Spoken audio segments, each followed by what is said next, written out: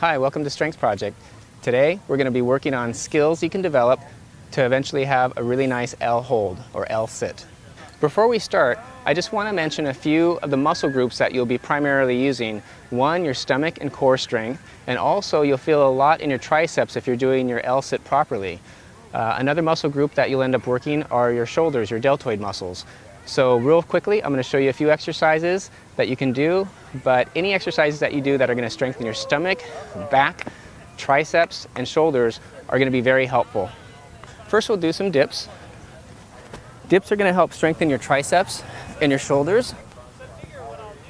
And the tuck-ups help strengthen your core. Now you'll notice when I lift, I'm going to push my hips forward in front of my hands because that engages my triceps a little bit more, and it's going to help you have the really nice open L sit position. Next, I'm going to do the push-up, and notice for this push-up, I'm moving my hands towards the back, more towards my hips, because as I do this, that's going to help engage my deltoids, my shoulders a little bit more than having them out here, and that's going to also help for holding the L sit. So we looked at some basic exercises that are going to help your L sit, and those are pretty common. So what I want to do is cut to the chase and give you some exercises that you may not have thought about that will directly help. This one can be done on the flat.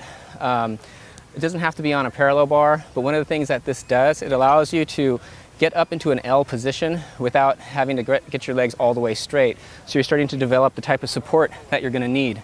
And simply just pushing up like this, and again, pushing your hips forward would be more advanced so that your hips become in line with your hands. In the beginning, it might be back here. That's fine because you're really just having to teach your body what muscles to engage. As it gets stronger, you can start to push your hips more forward, keeping the legs nice and level if you can, okay? The other thing you can do with this exercise is by pushing up. We call these side to sides, where you push up and just move your body from side to side. So that's a good start for trying to learn your L. Now there's one other exercise that's really important, and we call these scoots, and we're going to demonstrate them for you on the flat ground. This next exercise is what we call a scoot, because you're literally going to scoot forward. Now the important things to look for as I'm doing this is I'm going to keep my elbows locked out and straight. I'm going to tuck my hips under and engage my core and lift my body forward, okay? The other thing that I want you to notice is that I'm keeping my feet together and knees together, and I'm going to start off by really just using muscle contraction and not try to hop this along. So this would be my starting position, and I place my hands, I lift, trying to keep my elbows nice and straight. I lift my hips forward.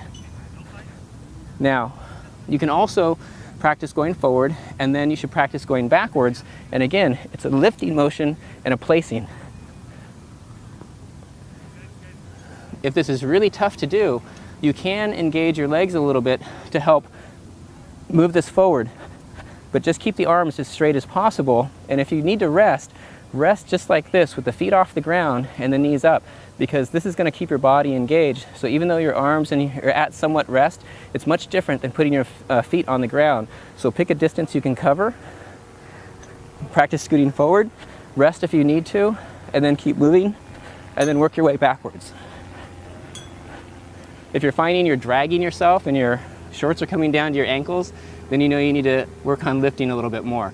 This is a very important exercise to do because it really engages all the muscles you need to have to hold a really good L sit.